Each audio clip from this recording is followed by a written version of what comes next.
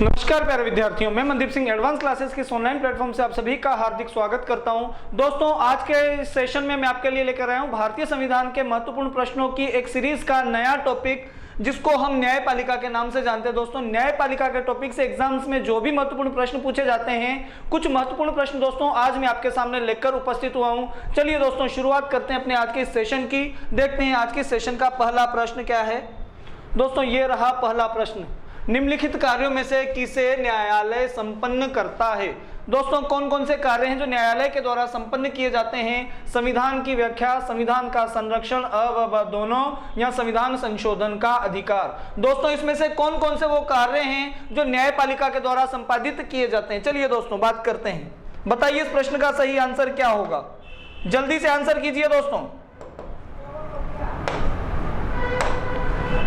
दोस्तों, कौन कौन से कार्य हैं जो न्यायालय के द्वारा किए जाते हैं? संविधान की व्याख्या, भाई संविधान की व्याख्या करना न्यायपालिका का कार्य है। संविधान का संरक्षण करना भी दोस्तों न्यायपालिका का दायित्व है। संविधान में संशोधन का जो अधिकार है ये न्यायपालिका को प्राप्त नहीं है। दोस्तों, संशोधन किया जाता है संसद के द्वारा। संविधान में जो संशोधन का अधिकार है दोस्तों, ये संसद को प्राप्त है। तो यहां पर दोस्तों ऑप्शंस की दृष्टि से अगर हम देखते हैं तो सही आंसर हो जाएगा ऑप्शन नंबर 3, अ व ब दोनों। दोस्तों, जो न्यायपालिका है, न्यायपालिका संविधान की व्याख्या करने का कार्य करती है और संविधान का संरक्षण करने का दायित्व भी दोस्तों किसका होगा? न्यायपालिका का या न्यायालय का होगा। चलिए दोस्तों, अगले क्वेश्चन की ओर बढ़ते हैं। राष्ट्रपति के चुनाव में उत्पन्न विवादों को किसके द्वारा निपटाया जाता है? दोस्तों, राष्ट्रपति के चुनाव में यदि उसकी योग्यता अयोग्यता को लेकर कोई विवाद हो जाता है तो उस विवाद को किसके द्वारा निपटाया जाता है? उपराष्ट्रपति के द्वारा, निर्वाचन आयोग या चुनाव आयोग के द्वारा, उच्चतम न्यायालय के द्वारा, या उपयुक्त में से कोई नहीं, यानी कि इनमें से किसी के द्वारा भी नहीं। तो दोस्तों, राष्ट्रपति और उपराष्ट्रपति दोनों के चुनाव में यदि कोई विवाद उत्पन्न हो जाता है तो भारतीय संविधान के अनुच्छेद 71 आर्टिकल 71 के अनुसार दोस्तों राष्ट्रपति और उपराष्ट्रपति के चुनाव में उसकी योग्यता अयोग्यता संबंधी समस्त विवादों पर जो अंतिम निर्णय है वो सर्वोच्च न्यायालय के द्वारा किया जाता है। किसके द्वारा दोस्तों? सर्वोच्च न्यायालय या उच्चतम न्यायालय या सुप्रीम कोर्ट। दोस्तों, उच्चतम न्यायालय के द्वारा अंतिम निर्णय किया जाता है और जो उच्चतम न्यायालय है ये भारतीय निर्वाचन आयोग के परामर्श से अंतिम निर्णय करता है। यहां पर पूछा गया है दोस्तों, विवादों को कौन निपटाता है? तो विवादों को निपटाएगा उच्चतम न्यायालय। पूछा जाता कि राष्ट्रपति और उपराष्ट्रपति के चुनाव में योग्यता अयोग्यता संबंधी यदि कोई विवाद हो जाता है तो अंतिम निर्णय सर्वोच्च न्यायालय किसके परामर्श से करता है? तो भारतीय निर्वाचन आयोग के परामर्श से करता है। लेकिन अंतिम निर्णय करने का अधिकार किसको प्राप्त है दोस्तों? तो उच्चतम न्यायालय या सर्वोच्च न्यायालय। दोस्तों, इस प्रश्न का सही आंसर हो जाएगा ऑप्शन नंबर 3, उच्चतम न्यायालय।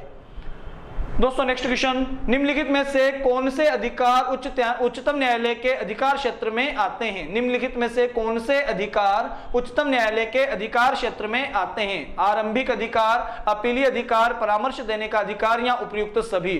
दोस्तों, कौन कौन सा अधिकार ऐसा है जो कि उच्चतम न्यायालय को प्राप्त है या उच्चतम न्यायालय के अधिकार क्षेत्र में आते हैं? तो दोस्तों, आरंभिक न्यायालय का क्षेत्राधिकार या प्रारंभिक न्यायालय का क्षेत्राधिकार यह सर्वोच्च न्यायालय का अधिकार क्षेत्र है।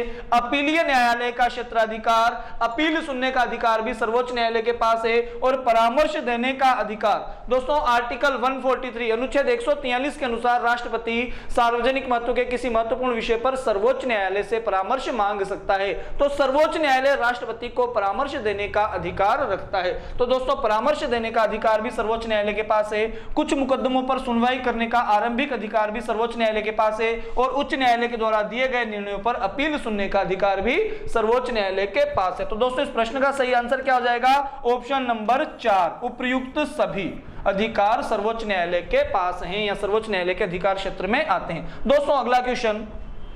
उच्चतम न्यायालय के न्यायाधीश को कार्यकाल पूरा होने से पूर्व पद मुक्त किया जा सकता है।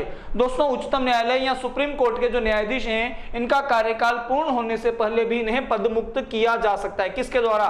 संसद के द्वारा 2/3 बहुमत से पारित अक्षमता और कदाचार के आधार पर, राष्ट्रपति के द्वारा।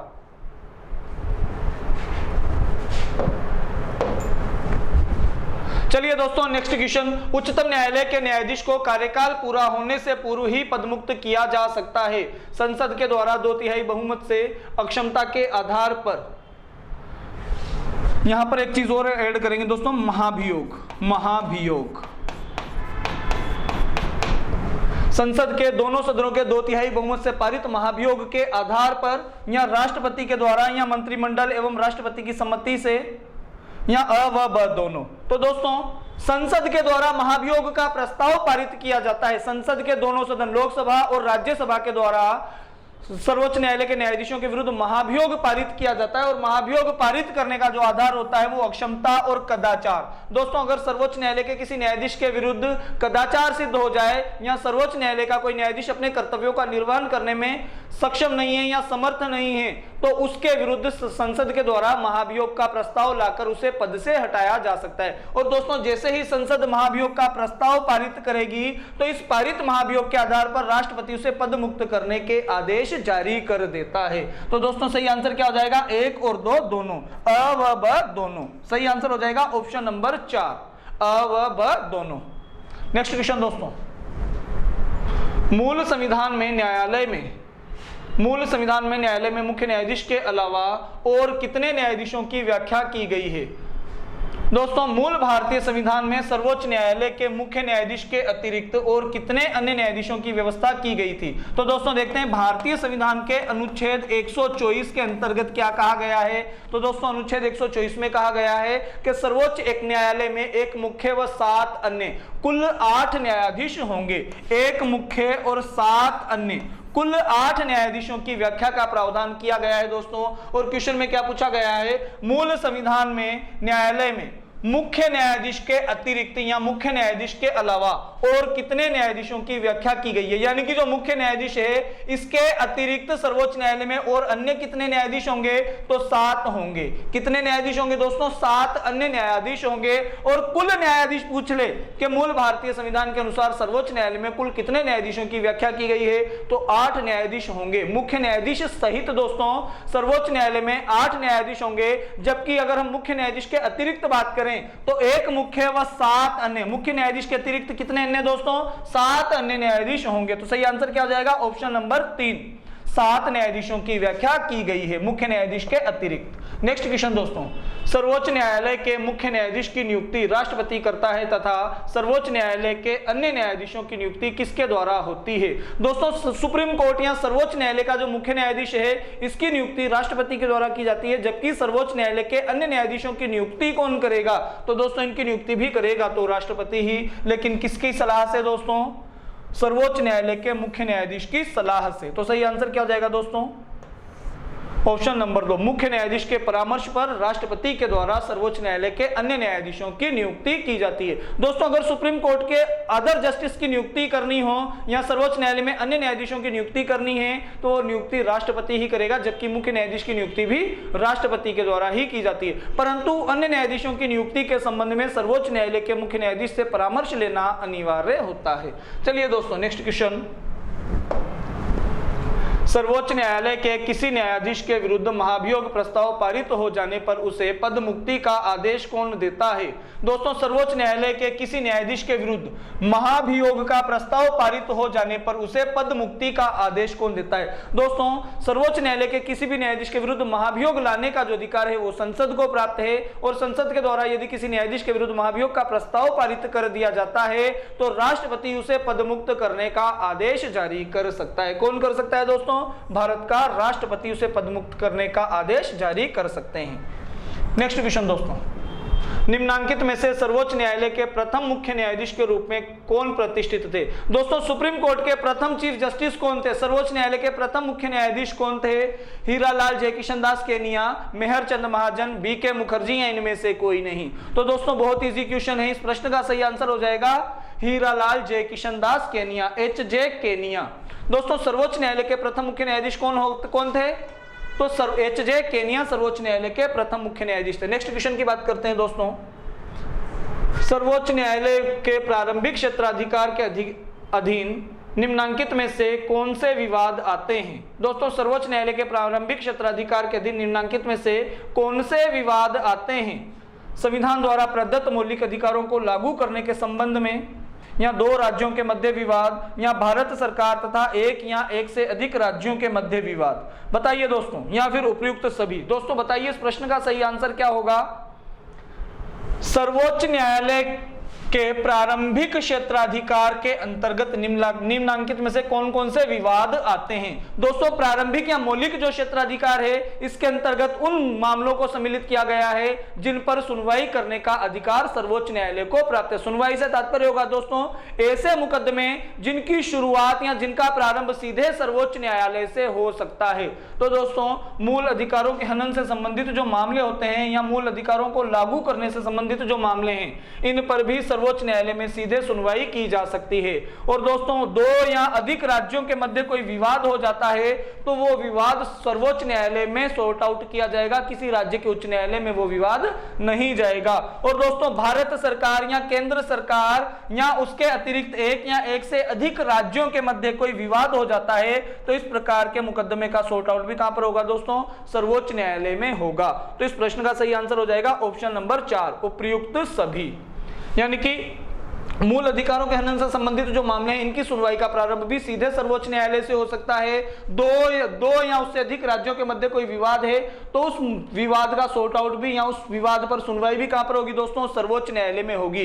केंद्र सरकार और राज्यों के मध्य एक या उससे अधिक या दो या उससे अधिक राज्यों के मध्य कोई विवाद हो जाता है तो उस विवाद को भी कहां पर निपटाया जाएगा दोस्तों? सर्वोच्च न्यायालय में निपटाया जाएगा। और ऐसे मामलों में या ऐसे विवादों में सर्वोच्च न्यायालय को प्रारंभिक या मौलिक क्षेत्राधिकार प्राप्त होगा। प्रश्न का सही आंसर हो जाएगा दोस्तों ऑप्शन नंबर 4, उपर्युक्त सभी। नेक्स्ट क्वेश्चन साथियों, उच्चतम न्यायालय की स्थापना और गठन की व्याख्या संविधान के किस अनुच्छेद के तहत की गई है?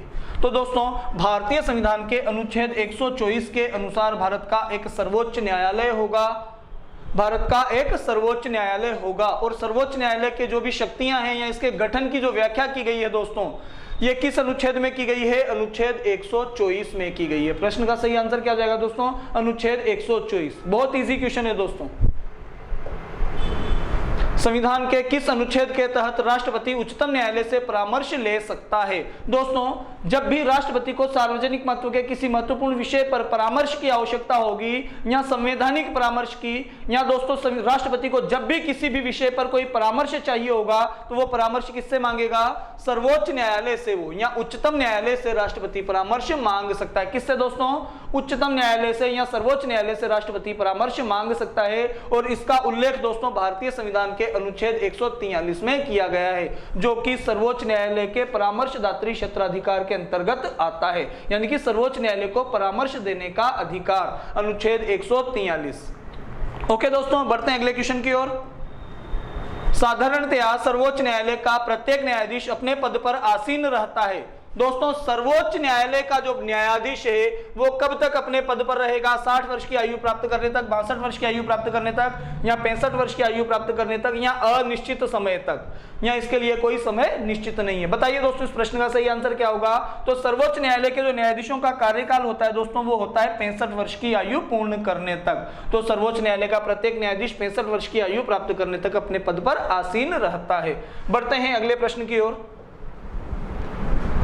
सर्वोच्च न्यायालय को अभिलेख न्यायालय स्थान प्रदान करता है। दोस्तों, सर्वोच्च न्यायालय एक अभिलेखीय न्यायालय होगा। इसका उल्लेख भारतीय संविधान के किस अनुच्छेद में किया गया है? दोस्तों, बहुत इजी क्वेश्चन है। हमने जब सर्वोच्च न्यायालय की शक्तियों की बात की थी तो उसमें हमने देखा था कि सर्वोच्च न्यायालय एक अभिलेखीय न्यायालय होता है। क्या होता है दोस्तों? अभिलेखीय न्यायालय होता है।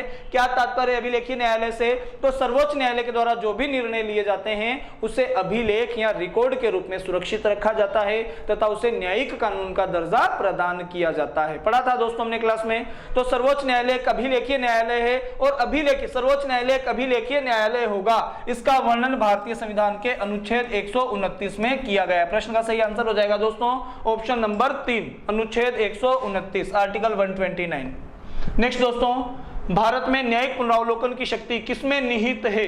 दोस्तों, न्यायिक पुनरावलोकन की जो शक्ति है ये किसमें निहित है? तो न्याय पर पुनरावलोकन, न्यायिक पुनरावलोकन क्या है दोस्तों? यदि न्यायपालिका को यह प्रतीत होता है कि उसके द्वारा दिए गए निर्णय से किसी पक्ष, किसी व्यक्ति या किसी संस्था के प्रति अन्याय हुआ है तो दोस्तों न्यायपालिका स्वयं के द्वारा दिए गए निर्णय में भी यथासंभव संशोधन करके अपने द्वारा दिए गए फैसले को बदल सकता है। यह है दोस्तों न्याय पुनरावलोकन। और दोस्तों न्याय न्याय पुनरावलोकन का जो अधिकार प्राप्त है ये किसको प्राप्त है? केवल उच्च न्यायालय को या केवल उच्चतम न्यायालय को या उच्चतम न्यायालय और उच्च न्यायालय दोनों को? बताइए दोस्तों किसको प्राप्त होगा? प्रश्न का सही आंसर हो जाएगा ऑप्शन नंबर 3। दोस्तों न्याय पर पुनरावलोकन करने का अधिकार सर्वोच्च न्यायालय को भी प्राप्त है और उच्च न्यायालय को भी प्राप्त है। दोस्तों सर्वोच्च न्यायालय और उच्च न्यायालय स्वयं के द्वारा दिए गए निर्णय पर भी पुनर्विचार करके उसमें यथासंभव संशोधन करने का अधिकार रखते हैं। नेक्स्ट क्वेश्चन की बात करते हैं साथियों। संविधान का संरक्षक है। दोस्तों संविधान का अंतिम जो संरक्षक माना गया है वो माना गया है सर्वोच्च न्यायालय को। प्रधानमंत्री को संविधान का संरक्षक नहीं माना गया है, संसद को भी नहीं माना गया है और राष्ट्रपति को भी नहीं माना गया है। तो संविधान का अंतिम जो संरक्षक या संविधान का जो संरक्षक माना गया है वो किसे माना गया है? संसद को माना गया है। क्यों माना गया है दोस्तों? बात करते हैं अगर तो यदि केंद्र सरकार के द्वारा या संसद के द्वारा कोई भी ऐसा प्रावधान संविधान में जोड़ा जाता है जो कि मूल ढांचे के विरुद्ध है या कोई असंवैधानिक प्रावधान को संविधान में सम्मिलित किया जाता है तो सर्वोच्च न्यायालय अपने अधिकार क्षेत्रों का प्रयोग करते हुए संसद के द्वारा बनाए गए अवांछनीय कानूनों को असंवैधानिक करार देते हुए समाप्त कर सकती है। अर्थात दोस्तों हम ये कह सकते हैं कि सर्वोच्च न्यायालय संविधान का अंतिम संरक्षक है। बढ़ते हैं अगले क्वेश्चन की ओर। निम्न में कौन अभिलेखीय न्यायालय है? अभिलेखीय न्यायालय कौन सा है? उच्चतम न्यायालय या उच्च न्यायालय या अधीनस्थ न्यायालय अथवा अ व ब दोनों? दोस्तों अगर हम अभिलेखीय न्यायालय की बात करते हैं तो सर्वोच्च न्यायालय और उच्च न्यायालय और उच्चतम न्यायालय दोनों क्या हैं दोस्तों? अभिलेखीय न्यायालय हैं। अगर हम अकॉर्डिंग टू ऑप्शंस देखते हैं दोस्तों तो अ व ब दोनों सही हो जाएगा। यहां पर आंसर सही क्या हो जाएगा दोस्तों? ऑप्शन नंबर 4 अ व ब दोनों, यानी कि उच्चतम न्यायालय और उच्च न्यायालय दोनों क्या हैं दोस्तों? अभिलेखीय न्यायालय हैं। और उच्चतम न्यायालय और उच्च न्यायालय दोनों के द्वारा लिए गए निर्णयों को अभिलेख या रिकॉर्ड के रूप में सुरक्षित रखा जाता है तथा इन्हें न्यायिक कानून का दर्जा प्रदान किया जाता है। चलिए दोस्तों नेक्स्ट क्वेश्चन की ओर बढ़ते हैं। भारत के मुख्य न्यायाधीश को वेतन दिया जाता है। दोस्तों भारत के जो मुख्य न्यायाधीश होते हैं, सुप्रीम कोर्ट के जो चीफ जस्टिस होते हैं, इन्हें वेतन कहां से दिया जाता है? भारत की आकस्मिक निधि से, भारत की संचित निधि से, उपरोक्त दोनों से या उपरोक्त में से कोई नहीं? बताइए दोस्तों सर्वोच्च न्यायालय के मुख्य न्यायाधीश को वेतन कहां से दिया जाता है? तो सर्वोच्च न्यायालय के मुख्य न्यायाधीश को वेतन दिया जाता है दोस्तों भारत की संचित निधि से। कहां से दोस्तों? भारत की संचित निधि से सर्वोच्च न्यायालय के मुख्य न्यायाधीशों को वेतन दिया जाता है। Next question. भारत के सर्वोच्च न्यायालय के निर्णय के संबंध में निम्न में से कौन सही है या क्या सही है?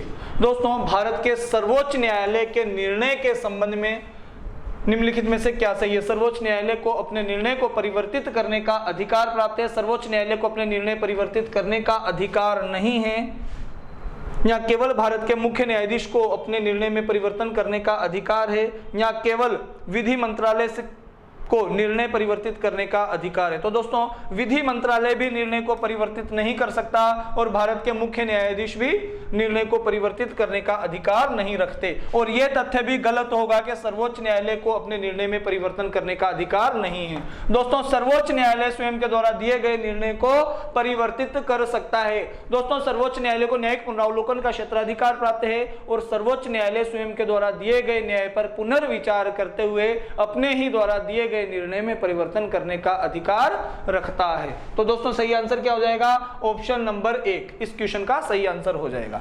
अगले क्वेश्चन की ओर बढ़ते हैं साथियों। भारत के उच्चतम न्यायालय के न्यायाधीशों की संख्या में वृद्धि कैसे की जाती है? दोस्तों उच्चतम न्यायालय सुप्रीम कोर्ट के न्यायाधीशों की संख्या में यदि वृद्धि करनी हो तो कौन कर सकता है और कैसे कर सकता है? राष्ट्रपति यदि सूचना जारी करके सदस्य न्यायाधीशों की संख्या में वृद्धि कर सकता है, या संसद अधिनियम पारित करके न्यायाधीशों की संख्या में वृद्धि कर सकती है, या भारत के संविधान में संशोधन के द्वारा। दोस्तों संविधान संशोधन के द्वारा या उच्चतम न्यायालय की ओर से अध्यादेश जारी करके या अभ्यावेदन जारी करने के पश्चात। तो दोस्तों इस प्रश्न का सही आंसर हो जाएगा संसदीय अधिनियम के द्वारा। दोस्तों संसद को यह अधिकार प्राप्त है कि संसद सर्वोच्च न्यायालय में जो न्यायाधीश होते हैं न्यायाधीशों की संख्या में वृद्धि कर सकती है। दोस्तों हम ये कह सकते हैं कि सर्वोच्च न्यायालय के न्यायाधीशों की सदस्य संख्या में वृद्धि करने का अधिकार संसद को प्राप्त है और संसद अधिनियम पारित करके न्यायाधीशों की संख्या में वृद्धि कर सकती है। दोस्तों राष्ट्रपति भी नहीं कर सकते, संविधान में संशोधन के द्वारा भी नहीं किया जा सकता और उच्चतम न्यायालय अध्यादेश जारी करके भी इसे नहीं बढ़ा सकता। इसे यानी कि सर्वोच्च न्यायालय की सदस्य संख्या को नहीं बढ़ा सकता। कौन बढ़ा सकता है? संसद बढ़ा सकती है अधिनियम पारित करके। दोस्तों नेक्स्ट क्वेश्चन की ओर बढ़ते हैं। संविधान के अनुच्छेद या संविधान के किस अनुच्छेद के अंतर्गत सर्वोच्च न्यायालय अपने निर्णयों को पुनर्विलोकन करने के लिए स्वतंत्र है? बताइए दोस्तों, किस अनुच्छेद के अंतर्गत सर्वोच्च न्यायालय अपने द्वारा दिए गए निर्णय पर पुनः अवलोकन करते हुए या पुनर्विलोकन करते हुए अपने निर्णय में परिवर्तन करने के लिए स्वतंत्र है? दोस्तों हम ये कह सकते हैं कि न्याय पुनरावलोकन का जो क्षेत्राधिकार है, न्याय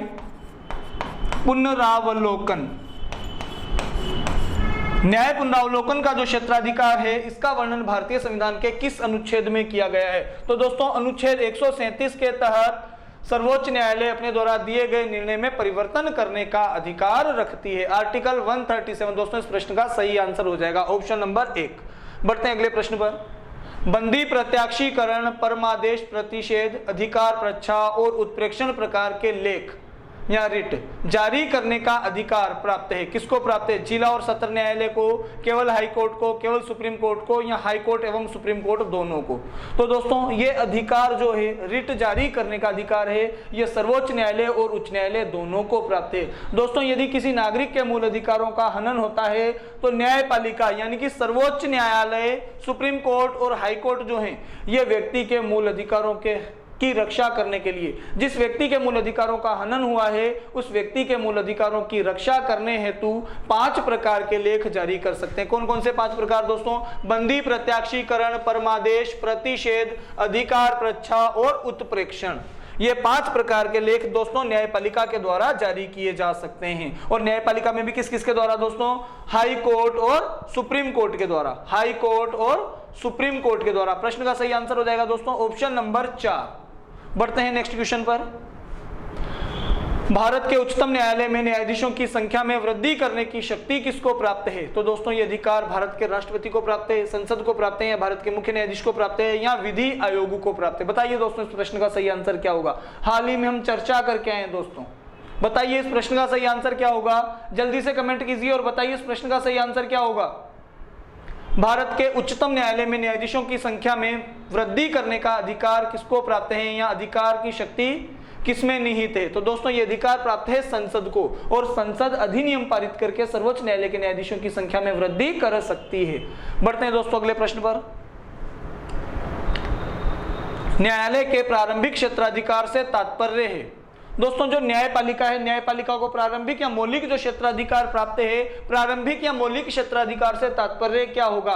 मृत्यु दंड देने का अधिकार, या विदेशों में होने वाले मामलों की सुनवाई की योग्यता, या पहली बार सीधे मामलों की सुनवाई करने की योग्यता, अथवा सरकार को कानूनी मामलों में सलाह देने की शक्तियां? तो दोस्तों इस प्रश्न का सही आंसर हो जाएगा पहली बार सीधे मामलों की सुनवाई करना। पहली बार या सीधे मामलों की सुनवाई करना। तो दोस्तों प्रारंभिक या मौलिक क्षेत्राधिकार के अंतर्गत सर्वोच्च न्यायालय हो या उच्च न्यायालय हो, उन विवादों पर सुनवाई कर सकता है, या सर्वोच्च न्यायालय और उच्च न्यायालय में उन विवादों पर सुनवाई की जा सकती है जिनको सीधे सर्वोच्च न्यायालय या उच्च न्यायालय से शुरू किया जाता है। दोस्तों ऐसे मामले या ऐसे विवाद जिन पर सीधे सर्वोच्च न्यायालय में सुनवाई हो सकती है या सीधे न्यायालय में, उनको प्रारंभिक या मौलिक क्षेत्राधिकार के अंतर्गत रखा गया है। अर्थात ऐसे मामले जिन मामलों को सीधे डायरेक्ट, सीधे से तात्पर्य डायरेक्ट हम सुप्रीम कोर्ट तक ले जाते हैं, वो सर्वोच्च न्यायालय के प्रारंभिक या मौलिक क्षेत्राधिकार के अंतर्गत आएंगे दोस्तों। और वे मामले जो उच्च न्यायालय के प्रारंभिक या मौलिक क्षेत्राधिकार के अंतर्गत है, वो मामले होंगे दोस्तों जिन मामलों पर उच्च न्यायालय को सीधे सुनवाई करने का अधिकार प्राप्त होगा। दोस्तों जो न्यायपालिका है वो भारतीय न्यायपालिका एक पिरामिड नुमा है। कैसी है? एक पिरामिड नुमा है। और भारतीय न्यायपालिका की सर्वोच्च संस्था है दोस्तों सुप्रीम कोर्ट। सुप्रीम कोर्ट के बाद हम बात करें अगर राज्य की, तो राज्य का सबसे बड़ा जो न्यायालय होता है वो होता है हाई कोर्ट, और उसके बाद एक जिले में डिस्ट्रिक्ट एंड सेक्शन कोर्ट, जिला और सत्र न्यायालय, और उसके बाद दोस्तों उपखंड में सब डिविजनल कोर्ट होते हैं। अब कोई भी मामला, कोई भी विवाद है तो सबसे पहले कहां पर दर्ज किया जाएगा? उपखंड न्यायालय में, यानी कि स्थानीय जो क्षेत्रीय न्यायालय है वहां पर वो मुकदमा सबसे पहले जाएगा, और इसके बाद ये मुकदमा मुकदमा कहां पर शिफ्ट हो जाता है दोस्तों, जिला और सत्र न्यायालय में भेज दिया जाता है। और कोई भी मामला यदि जिला और सत्र न्यायालय के द्वारा सॉर्ट आउट किया गया और व्यक्ति जिला और सत्र न्यायालय के द्वारा दिए गए निर्णय से संतुष्ट नहीं है तो जिला और सत्र न्यायालय के निर्णय के विरुद्ध अपील कहां पर दर्ज की जा सकती है दोस्तों, तो हाई कोर्ट में दर्ज की जा सकती है। और हाई कोर्ट के द्वारा लिए गए निर्णयों के विरुद्ध अपील सर्वोच्च न्यायालय में दर्ज की जा सकती है। परंतु दोस्तों प्रारंभिक या मौलिक क्षेत्राधिकार के अंतर्गत कुछ मामले ऐसे होते हैं जिनकी सुनवाई सीधे सर्वोच्च न्यायालय से प्रारंभ होती है, और वो मामले होंगे दोस्तों जिन्हें सर्वोच्च न्यायालय के प्रारंभिक या मौलिक क्षेत्राधिकार के अंतर्गत रखा गया है। जबकि प्रारंभिक या मौलिक क्षेत्राधिकार का अधिकार दोस्तों हाई कोर्ट को भी प्राप्त है, लेकिन हाई कोर्ट उन्हीं मामलों पर प्रारंभिक या मौलिक क्षेत्राधिकार की शक्ति का प्रयोग करेगा जो कि हाई कोर्ट के प्रारंभिक या मौलिक क्षेत्राधिकार में रखे गए हैं। यानी कि वो मामले जिन पर उच्च न्यायालय सीधे सुनवाई करने का अधिकार रखता है वो उच्च न्यायालय के प्रारंभिक या मौलिक क्षेत्राधिकार के अंतर्गत सम्मिलित किए जाते हैं। और बढ़ते हैं दोस्तों, केंद्र और राज्य के बीच होने वाले विवादों का निर्णय करने की भारत के उच्चतम न्यायालय की शक्ति आती है। दोस्तों केंद्र और राज्यों के बीच होने वाले विवादों का निर्णय करने की भारत के उच्चतम न्यायालय की जो शक्ति है वो किस अधिकार क्षेत्र के अंतर्गत आती है, परामर्शी क्षेत्राधिकार के अंतर्गत, अपीलीय क्षेत्राधिकार के अंतर्गत, या मूल अधिकारिता के अंतर्गत, या इसकी सांविधिक अधिकारिता के अंतर्गत। तो दोस्तों ये आएगी मूल अधिकारिता के अंतर्गत। मूल कह दीजिए, प्रारंभिक कह दीजिए, या आरंभिक कह दीजिए की बात हो जाएगी दोस्तों, प्रारंभिक या आरंभिक, या हम ये भी कह सकते हैं इसकी मूल अधिकारिता के अंतर्गत आती है। सही आंसर हो जाएगा दोस्तों ऑप्शन नंबर 3। अगला क्वेश्चन साथियों, उच्चतम न्यायालय के न्यायिक पुनर्निरीक्षण कार्य का क्या अर्थ है? स्वयं अपने निर्णय का पुनर्निरीक्षण करना, देश में न्यायपालिका के कामकाज का पुनर्निरीक्षण करना, कानूनों की संवैधानिक वैधता का पुनर्निरीक्षण करना, या संविधान की आविधिक पुनर्निरीक्षण। बताइए दोस्तों इस प्रश्न का सही आंसर क्या होगा? उच्चतम न्यायालय, सुप्रीम कोर्ट न्यायिक पुनरावलोकन या न्यायिक पुनर्निरीक्षण का कार्य क्या है? यहाँ दोस्तों न्यायिक पुनर्निरीक्षण कार्य का क्या अर्थ है? पूछा जाए कि सर्वोच्च न्यायालय के न्यायिक पुनर्निरीक्षण का कार्य का अर्थ क्या है, तो स्वयं अपने निर्णय का पुनर्निरीक्षण करना या पुनर्विलोकन करना। दोस्तों सर्वोच्च न्यायालय अपने द्वारा दिए गए निर्णयों पर पुनः अवलोकन करते हुए अपने द्वारा दिए गए निर्णयों को भी परिवर्तन करने का अधिकार रखता है, परंतु परिवर्तन करने से पहले वो अपने निर्णय का पुनः निरीक्षण करेगा। क्या करेगा दोस्तों? अपने निर्णय का पुनः निरीक्षण करेगा, और उसमें यदि कोई त्रुटियां पाई जाती है तो यथासंभव संशोधन करने का अधिकार भी किसको प्राप्त है? सर्वोच्च न्यायालय को प्राप्त है दोस्तों। तो प्रश्न का सही आंसर हो जाएगा स्वयं अपने निर्णय का पुनर्निरीक्षण करना। अगला क्वेश्चन साथियों, भारतीय संविधान के किस भाग में संघीय न्यायपालिका का उल्लेख है? संघीय न्यायपालिका का उल्लेख किस भाग में किया गया है? तो दोस्तों बात करें न्यायपालिका की, तो संघीय न्यायपालिका जो है या केंद्रीय न्यायपालिका या सर्वोच्च न्यायालय जो है, संघीय न्यायपालिका का उल्लेख भारतीय संविधान के भाग 5 में किया गया है। संघीय न्यायपालिका का उल्लेख दोस्तों भारतीय संविधान के भाग 5 में किया गया है, जबकि राज्य न्यायपालिका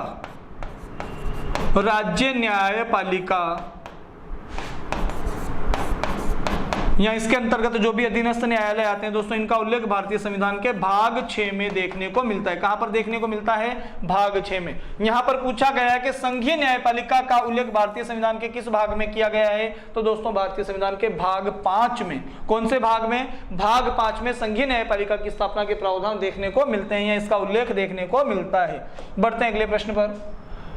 केंद्र और राज्यों के विवादों का समाधान करना सर्वोच्च न्यायालय के जिस क्षेत्राधिकार के अंतर्गत आता है वह है दोस्तों केंद्र सरकार और राज्य सरकार के बीच यदि कोई विवाद हो जाता है तो उस विवाद का समाधान करना सर्वोच्च न्यायालय के किस क्षेत्राधिकार में आएगा दोस्तों? तो यह आएगा प्रारंभिक क्षेत्राधिकार में। दोस्तों अगर केंद्र सरकार और राज्य सरकार के बीच में कोई मुकदमा हो जाता है या कोई विवाद हो जाता है तो ऐसे मुकदमे पर सर्वोच्च न्यायालय को सीधे सुनवाई करने का अधिकार प्राप्त होगा, और जिन मामलों पर सर्वोच्च न्यायालय सीधे सुनवाई कर सकता है वो मामले कहां पर रखे गए हैं दोस्तों? प्रारंभिक या मौलिक क्षेत्राधिकार के अंतर्गत रखे गए हैं। नेक्स्ट क्वेश्चन की बात करते हैं साथियों।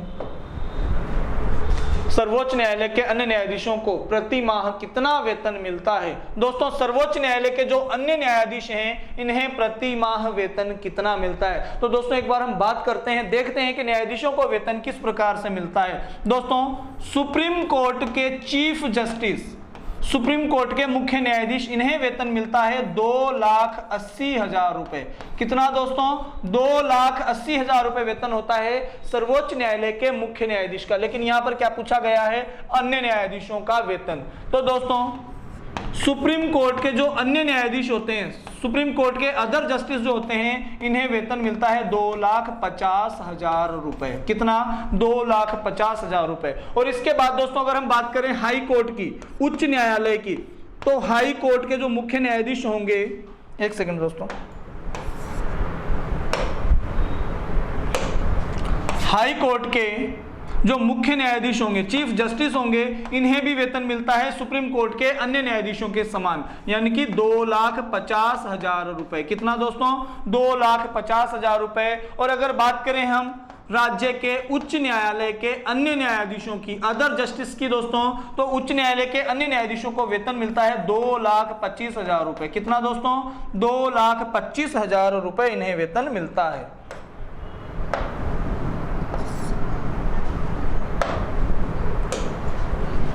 ₹2,25,000। तो दोस्तों यहां पर पूछा गया है सर्वोच्च न्यायालय के अन्य न्यायाधीशों का वेतन। तो सर्वोच्च न्यायालय के जो अन्य न्यायाधीश होंगे इन्हें वेतन कितना मिलता है दोस्तों? 2,50,000 रुपए। कितना दोस्तों? 2,50,000 रुपए। प्रश्न का सही आंसर हो जाएगा ऑप्शन नंबर 2, 2.50 लाख रुपए। और दोस्तों अगर पूछा जाता उच्च न्यायालय के अन्य न्यायाधीशों का वेतन, तो आंसर सही होता 2,25,000 रुपए। ठीक है दोस्तों, बढ़े अगले क्वेश्चन की ओर। चलिए, सर्वोच्च न्यायालय के अन्य न्यायाधीशों की नियुक्ति कौन करता है? तो दोस्तों सर्वोच्च न्यायालय के अन्य न्यायाधीशों की जो नियुक्ति की जाती है वो किसके द्वारा की जाती है? राष्ट्रपति के द्वारा, संसद के द्वारा, सर्वोच्च न्यायालय के न्यायाधीश के द्वारा, या सर्वोच्च न्यायालय के मुख्य न्यायाधीश के परामर्श से राष्ट्रपति के द्वारा। तो दोस्तों सर्वोच्च न्यायालय के जो अन्य न्यायाधीशों की नियुक्ति होती है वो सर्वोच्च न्यायालय के मुख्य न्यायाधीश के परामर्श पर होती है। किसके परामर्श पर? सर्वोच्च न्यायालय के मुख्य न्यायाधीश के परामर्श पर होती है, और ये नियुक्ति की जाती है दोस्तों राष्ट्रपति के द्वारा। आंसर सही हो जाएगा ऑप्शन नंबर 4। सही आंसर क्या हो जाएगा दोस्तों? सर्वोच्च न्यायालय के मुख्य न्यायाधीश के परामर्श पर राष्ट्रपति के द्वारा सर्वोच्च न्यायालय के अन्य न्यायाधीशों की नियुक्ति की जाती है। अगला प्रश्न साथियों, सर्वोच्च न्यायालय के न्यायाधीशों को उसके पद से केवल किन प्रमाणित आधारों के आधार पर हटाया जा सकता है? यानी कि दोस्तों सर्वोच्च न्यायालय के जो न्यायाधीश हैं इन्हें यदि पद से हटाना हो तो किस प्रमाण या किस आधार पर हटाया जा सकता है? या तो न्यायाधीशों के विरुद्ध कदाचार सिद्ध हो जाए, या कोई न्यायाधीश अपने कर्तव्यों का निर्वहन करने में असमर्थ हो। तो सिद्ध कदाचार और असमर्थता के आधार पर ही न्यायाधीशों को पद से हटाया जा सकता है। सही आंसर हो जाएगा दोस्तों उपर्युक्त दोनों। सिद्ध कदाचार और असमर्थता के आधार पर सर्वोच्च न्यायालय के न्यायाधीशों को महाभियोग लगाकर पद से हटाया जा सकता है। और महाभियोग पारित करेगी संसद, और संसद के द्वारा महाभियोग पारित होने के बाद दोस्तों राष्ट्रपति ने पद मुक्त करने का आदेश भी जारी कर देते हैं। आगे बढ़ते हैं दोस्तों, सर्वोच्च न्यायालय के न्यायाधीशों के विरुद्ध महाभियोग का प्रस्ताव पारित हो जाने पर पद मुक्ति का आदेश कौन जारी करता है? दोस्तों वही प्रश्न जो भी हम चर्चा कर रहे थे कि सर्वोच्च न्यायालय के न्यायाधीशों के विरुद्ध यदि महाभियोग पारित हो जाता है तो महाभियोग का प्रस्ताव पारित हो जाने के बाद उन्हें पद मुक्ति या पदच्युति का आदेश किसके द्वारा जारी किया जाता है? तो दोस्तों सर्वोच्च न्यायालय के मुख्य न्यायाधीश भी ने पद से हटाने का आदेश जारी नहीं करते हैं, लोकसभा अध्यक्ष भी नहीं करता, मंत्रिपरिषद भी नहीं करता। कौन करता है? राष्ट्रपति। और महाभियोग किसके द्वारा लाया जाता है साथियों? तो महाभियोग संसद के द्वारा लाया जाता है, और संसद के किसी भी सदन के द्वारा महाभियोग की प्रक्रिया को लाया जा सकता है। और संसद के दोनों सदनों के 3/4 बहुमत से पारित होने के पश्चात, 2/3, संसद के दोनों सदनों के 2/3 बहुमत से महाभियोग का प्रस्ताव पारित होने के पश्चात दोस्तों सर्वोच्च न्यायालय के न्यायाधीशों को राष्ट्रपति के द्वारा पद मुक्ति का आदेश जारी कर दिया जाता है। अगला प्रश्न देखते हैं दोस्तों, राष्ट्रपति सर्वोच्च न्यायालय के अन्य न्यायाधीशों की नियुक्ति में किससे परामर्श लेता है? दोस्तों राष्ट्रपति सर्वोच्च न्यायालय के अन्य न्यायाधीशों की नियुक्ति के संबंध में किससे परामर्श लेगा? तो सर्वोच्च न्यायालय के मुख्य न्यायाधीश से परामर्श लेगा। किससे लेगा दोस्तों? सर्वोच्च न्यायालय के मुख्य न्यायाधीश से। उच्च न्यायालय के मुख्य न्यायाधीश से नहीं लेगा, भारत के महान्यायवादी से भी नहीं लेगा, और भारत के विधि मंत्री से भी नहीं लेगा। किससे लेगा? भारत के सर्वोच्च न्यायालय के मुख्य न्यायाधीश से। अगला प्रश्न, सर्वोच्च न्यायालय में न्यायिक कामकाज के लिए किस भाषा का प्रयोग किया जाता है? दोस्तों बहुत अच्छा प्रश्न है। सर्वोच्च न्यायालय में न्यायिक कामकाज के लिए किस भाषा का प्रयोग किया जाता है? तो दोस्तों भारतीय संविधान के अनुच्छेद 348 के खंड 1 के अनुसार यह कहा गया है कि सर्वोच्च न्यायालय और उच्च न्यायालय में न्यायिक कार्यकाज के लिए जिस भाषा का प्रयोग किया जाएगा वो भाषा होगी अंग्रेजी। कौन सी भाषा दोस्तों? अंग्रेजी भाषा का प्रयोग करते हुए ही सर्वोच्च न्यायालय के न्यायिक कामकाज को निपटाया जाएगा। दोस्तों भारतीय संविधान के अनुच्छेद 348 आर्टिकल 348 के पार्ट 1 के अनुसार दोस्तों सर्वोच्च न्यायालय में न्यायिक कामकाज के लिए किस भाषा का प्रयोग? अंग्रेजी भाषा का प्रयोग किया जाता है। और वहीं दोस्तों बात करते हैं भारतीय संविधान के अनुच्छेद 348 के भाग 2 की। तो दोस्तों भारतीय संविधान के अनुच्छेद 348 के भाग 2 में क्या कहा गया है कि जो उच्च न्यायालय होगा, जो राज्य का उच्च न्यायालय होगा, इसमें अंग्रेजी भाषा के अतिरिक्त हिंदी भाषा या किसी राजभाषा का प्रयोग किया जा सकता है, परंतु ये अधिकार राज्यपाल जारी करेगा। और राज्यपाल किसके परामर्श से दोस्तों? तो राष्ट्रपति के परामर्श से ये अधिकार जारी करेगा। दोस्तों अनुच्छेद 348 के भाग 2 में यह कहा गया है कि किसी राज्य के उच्च न्यायालय में न्यायिक कामकाज के लिए जिस भाषा का प्रयोग किया जाएगा वो या तो हिंदी भाषा हो सकती है। वैसे मूल रूप से अनुच्छेद 348 के भाग 1 के अनुसार तो अंग्रेजी भाषा में ही किया जाएगा, लेकिन किसी राज्य के उच्च न्यायालय में दूसरी भाषा का प्रयोग किया जाना है तो यह अधिकार वहां पर राज्यपाल जारी करेगा और राज्यपाल राष्ट्रपति के परामर्श से ही ऐसा अधिकार जारी कर सकता है। इसका उल्लेख दोस्तों भारतीय संविधान के अनुच्छेद 348 में किया गया है। अनुच्छेद 348 के भाग 1 के अनुसार तो सर्वोच्च न्यायालय और उच्च न्यायालय में केवल अंग्रेजी भाषा का प्रयोग किया जाएगा, लेकिन अनुच्छेद 348 के भाग 2 में केवल उच्च न्यायालय के संदर्भ में यह कहा गया है यदि किसी राज्य के उच्च न्यायालय में अंग्रेजी भाषा के अतिरिक्त किसी दूसरी भाषा का प्रयोग किया जाना है या प्रयोग करना चाहता है वह राज्य, तो ऐसा अधिकार उस राज्य का राज्यपाल जारी कर सकता है। और राज्यपाल भी दोस्तों राष्ट्रपति के परामर्श से ही ऐसा आदेश जारी करेंगे। ठीक है दोस्तों, बढ़ते हैं अगले प्रश्न पर। सर्वोच्च न्यायालय में न्यायाधीश नियुक्त होने के लिए व्यक्ति को कम से कम कितने वर्ष उच्च न्यायालय का न्यायाधीश या एडवोकेट होना अनिवार्य है? दोस्तों यदि कोई व्यक्ति सर्वोच्च न्यायालय में न्यायाधीश नियुक्त होना चाहता है तो वह व्यक्ति कितने वर्ष उच्च न्यायालय का अधिवक्ता या एडवोकेट या वकील रहना अनिवार्य है? तो दोस्तों इस प्रश्न का सही आंसर हो जाएगा 10 वर्ष। दोस्तों यदि कोई व्यक्ति किसी राज्य के उच्च न्यायालय में 5 वर्षों तक न्यायिक पद पर रह चुका है अथवा किसी राज्य के उच्च न्यायालय में लगातार 10 वर्षों तक अधिवक्ता या वकील या एडवोकेट के पद पर रह चुका है तो वो व्यक्ति सर्वोच्च न्यायालय का न्यायाधीश बन सकता है।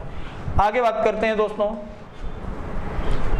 भारत में न्यायपालिका है, स्वतंत्र न्यायपालिका है या भारत की न्यायपालिका संसद के अधीन है या राष्ट्रपति के अधीन है या भारत के प्रधानमंत्री के अधीन है? तो दोस्तों भारतीय न्यायपालिका जो है वो स्वतंत्र है, ना तो संसद के अधीन है, ना प्रधानमंत्री के अधीन है और ना ही राष्ट्रपति के अधीन है। तो भारतीय न्यायपालिका कैसी है दोस्तों?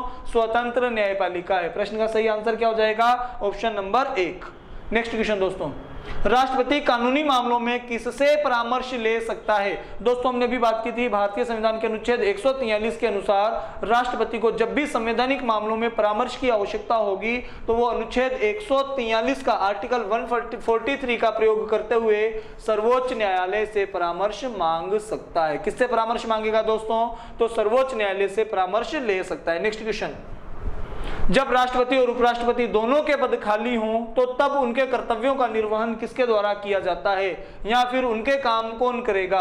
दोस्तों राष्ट्रपति की अनुपस्थिति में उपराष्ट्रपति राष्ट्रपति के कर्तव्यों का निर्वहन करता है और अगर एक ही समय में राष्ट्रपति और उपराष्ट्रपति दोनों के पद रिक्त हो जाते हैं तो ऐसी परिस्थिति में दोस्तों सर्वोच्च न्यायालय का जो मुख्य न्यायाधीश होता है वो कार्यवाहक राष्ट्रपति के रूप में नियुक्त होकर राष्ट्रपति के कर्तव्यों का निर्वहन करता है। तो भारत के मुख्य न्यायाधीश अर्थात सर्वोच्च न्यायालय का मुख्य न्यायाधीश राष्ट्रपति और उपराष्ट्रपति की अनुपस्थिति में कार्यवाहक राष्ट्रपति के पद पर नियुक्त होकर राष्ट्रपति के कर्तव्यों का निर्वहन करता है। नेक्स्ट क्वेश्चन दोस्तों, वर्तमान में सर्वोच्च न्यायालय में मुख्य न्यायाधीशों के अतिरिक्त कितने न्यायाधीशों की व्यवस्था की गई है? दोस्तों वर्तमान समय में सर्वोच्च न्यायालय में मुख्य न्यायाधीश के अतिरिक्त कुल कितने न्यायाधीश होते हैं?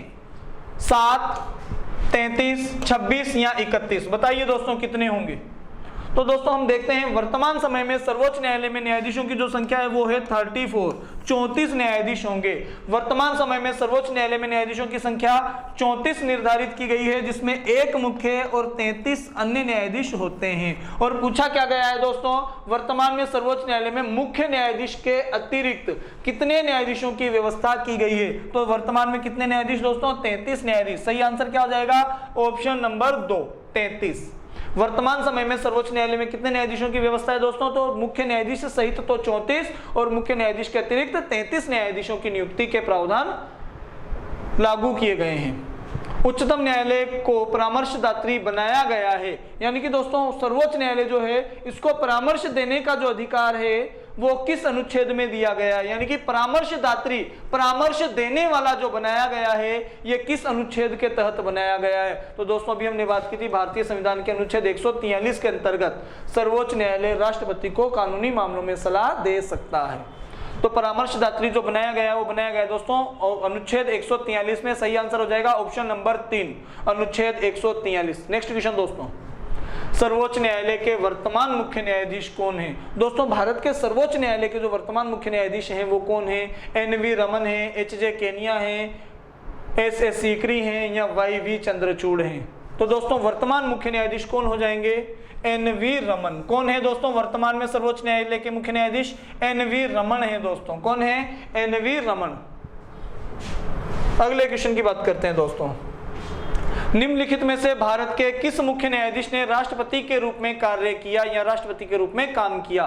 दोस्तों भारत के सर्वोच्च न्यायालय के कौन से मुख्य न्यायाधीश ऐसे थे जिन्होंने राष्ट्रपति के पद पर भी कार्य किया है? तो कौन थे दोस्तों ऐसे मुख्य न्यायाधीश? ऐसे मुख्य न्यायाधीश थे दोस्तों जस्टिस एम हिदायतुल्लाह, मोहम्मद हिदायतुल्लाह। दोस्तों राष्ट्रपति जाकिर हुसैन की मृत्यु के बाद राष्ट्रपति का पद रिक्त हो गया था और राष्ट्रपति का चुनाव लड़ने के लिए तत्कालीन उपराष्ट्रपति वी गिरी ने उपराष्ट्रपति पद से त्याग पत्र दे दिया था। और दोस्तों एक ही समय में जब राष्ट्रपति और उपराष्ट्रपति दोनों का पद रिक्त हो जाता है तो ऐसी परिस्थितियों में सुप्रीम कोर्ट का जो चीफ जस्टिस होगा, सर्वोच्च न्यायालय के जो मुख्य न्यायाधीश होंगे वो कार्यवाहक राष्ट्रपति के पद पर कार्य करते हैं। और जिस समय राष्ट्रपति जाकिर हुसैन की मृत्यु हो गई थी और उनकी मृत्यु के पश्चात वी गिरी ने राष्ट्रपति का चुनाव लड़ने के लिए उपराष्ट्रपति पद से त्याग पत्र दे दिया था, उस समय सर्वोच्च न्यायालय के मुख्य न्यायाधीश थे जस्टिस मोहम्मद हिदायतुल्लाह। और मोहम्मद हिदायतुल्लाह भारत के एकमात्र ऐसे न्यायाधीश हैं, एकमात्र मुख्य न्यायाधीश हैं जिन्होंने कार्यवाहक राष्ट्रपति के पद पर कार्य किया। नेक्स्ट बात करते हैं दोस्तों, निम्नलिखित में से किसके मामले उच्च न्यायालय व उच्चतम न्यायालय दोनों के अधिकारिता में आते हैं? दोस्तों ऐसे कौन से मामले हैं जो उच्च न्यायालय व उच्चतम न्यायालय दोनों की अधिकारिता में आते हैं या दोनों के अधिकार क्षेत्र में आते हैं? तो दोस्तों केंद्र और राज्यों के बीच जब विवाद होगा तो ये विवाद तो सीधे सर्वोच्च न्यायालय चला जाएगा, और परस्पर राज्यों के बीच में जब विवाद होगा तो ये भी सीधे सुप्रीम कोर्ट चला जाएगा। और संविधान का जब भी उल्लंघन होता है तो संरक्षण करने का अधिकार, अंतिम जो एक अधिकार प्राप्त है वो सर्वोच्च न्यायालय को प्राप्त है, जबकि मूल अधिकारों का संरक्षण करने का जो अधिकार प्राप्त है दोस्तों ये सर्वोच्च न्यायालय और उच्च न्यायालय दोनों को प्राप्त है। और नागरिकों के मूल अधिकारों की रक्षा के लिए दोस्तों सर्वोच्च न्यायालय और उच्च न्यायालय के द्वारा, दोनों के द्वारा दोस्तों 5 प्रकार के लेख जारी किए जाते हैं, जिस पर हम पूर्व में चर्चा कर चुके हैं। ठीक है दोस्तों, आगे बढ़ते हैं। सर्वोच्च न्यायालय के मुख्य न्यायाधीश की सेवानिवृत्ति की आयु क्या है? दोस्तों सुप्रीम कोर्ट, सर्वोच्च न्यायालय के मुख्य न्यायाधीश की सेवानिवृत्ति की आयु क्या है? तो दोस्तों सर्वोच्च न्यायालय के मुख्य और अन्य सभी न्यायाधीशों के लिए सेवानिवृत्ति की जो आयु है वो 65 वर्ष निर्धारित की गई है। कितने वर्ष दोस्तों? 65 ईयर, 65 वर्ष, 65 ईयर्स। सर्वोच्च न्यायालय के मुख्य न्यायाधीश की सेवानिवृत्ति की जो आयु है वो है 65 वर्ष। नेक्स्ट क्वेश्चन, उच्च न्यायालय का न्यायाधीश बनने हेतु उम्मीदवार के द्वारा सत्र न्यायालय में 5 वर्ष तक अधिवक्ता के रूप में कार्य किया गया हो या किसी उच्च न्यायालय में 5 वर्षों तक अधिवक्ता के रूप में कार्य किया गया हो या किसी उच्च न्यायालय में 10 वर्षों तक अधिवक्ता के पद पर रह चुका हो। दोस्तों यदि कोई व्यक्ति किसी राज्य के उच्च न्यायालय का न्यायाधीश बनना चाहता है तो उसको कम से कम उस राज्य के उच्च न्यायालय में या किसी भी राज्य के उच्च न्यायालय में 10 वर्षों तक अधिवक्ता के पद पर रहना भी अनिवार्य होगा, ये कि जो कि योग्यताओं में एक योग्यता है। या फिर दोस्तों वो किसी भी अधीनस्थ न्यायालय में लगातार 10 वर्षों तक अधिवक्ता के पद पर रह चुका हो, अधिवक्ता नहीं सॉरी न्यायिक पद पर रह चुका हो। उच्च न्यायालय में लगातार 10 वर्षों तक अधिवक्ता रह चुका हो, अथवा किसी भी अधीनस्थ न्यायालय में लगातार 10 वर्षों तक अधिवक्ता के पद पर रह चुका हो। तो सही आंसर क्या हो जाएगा दोस्तों? किसी राज्य के उच्च न्यायालय में 10 वर्षों तक अधिवक्ता के रूप में कार्य किया गया हो। नेक्स्ट बात करते हैं, उच्च न्यायालय के न्यायाधीशों की नियुक्ति के लिए राष्ट्रपति निम्नलिखित में से किससे परामर्श करता है? दोस्तों उच्च न्यायालय के न्यायाधीशों की अगर नियुक्ति करनी हो, उच्च न्यायालय दोस्तों हाई कोर्ट, पहले हमने सर्वोच्च न्यायालय की बात की थी, अब बात कर रहे हैं हम उच्च न्यायालय की।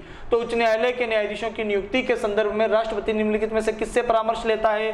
सर्वोच्च न्यायालय के मुख्य न्यायाधीश से, या संबंधित राज्य के उच्च न्यायालय के मुख्य न्यायाधीश से, या संबंधित राज्य के राज्यपाल से।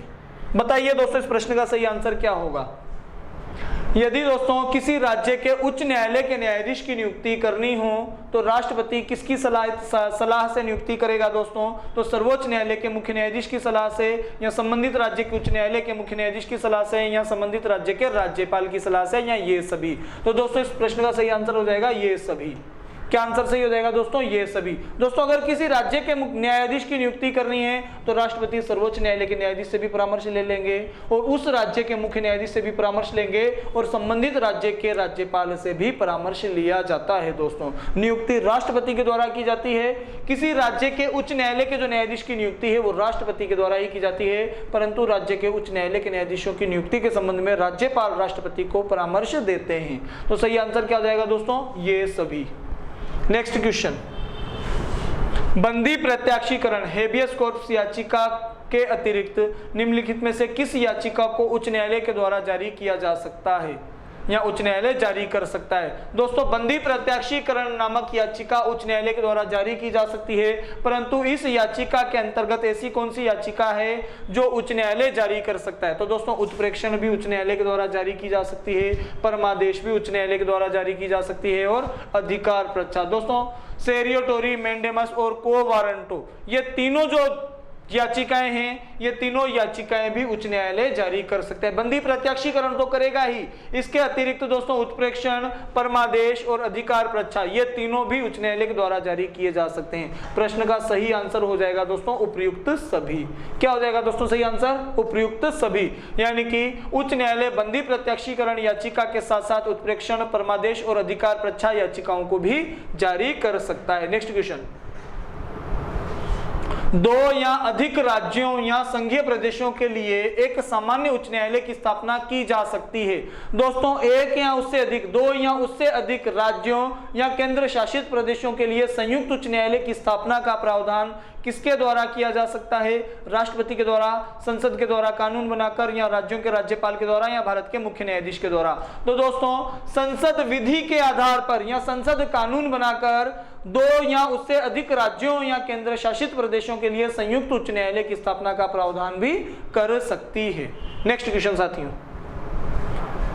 उच्च न्यायालय का न्यायाधीश अपना त्याग पत्र किसको देता है? दोस्तों किसी राज्य का जो उच्च मुख्य न्यायाधीश है, या किसी राज्य का कोई सा भी न्यायाधीश, मुख्य हो या अन्य न्यायाधीश हो, किसी भी राज्य के उच्च न्यायालय का न्यायाधीश अपना त्याग पत्र किसको देता है? तो त्याग पत्र दोस्तों किसको दिया जाएगा? राष्ट्रपति को ही दिया जाएगा। त्याग पत्र किसको देंगे? राष्ट्रपति को ही देंगे। नेक्स्ट क्वेश्चन, उच्च न्यायालय का न्यायाधीश किसके समक्ष अपना पद और गोपनीयता की शपथ लेता है? उच्च न्यायालय का जो न्यायाधीश है किसके समक्ष अपने पद और गोपनीयता की शपथ लेता है दोस्तों? तो भारत के मुख्य न्यायाधीश के समक्ष, राज्य के उच्च न्यायालय के मुख्य न्यायाधीश के समक्ष, या राज्यपाल के समक्ष, या राष्ट्रपति के समक्ष। तो दोस्तों राज्य के उच्च न्यायालय के जो न्यायाधीश हैं इन्हें शपथ किसके द्वारा दिलाई जाती है? दोस्तों किसी भी राज्य के उच्च न्यायालय के न्यायाधीशों को शपथ दिलाता है राज्य का राज्यपाल।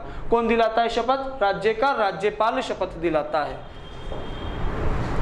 उच्च न्यायालय के अन्य न्यायाधीशों के सेवानिवृत्ति की अधिकतम उम्र सीमा क्या है? दोस्तों उच्च न्यायालय के अन्य न्यायाधीशों की सेवानिवृत्ति की अधिकतम आयु सीमा क्या है?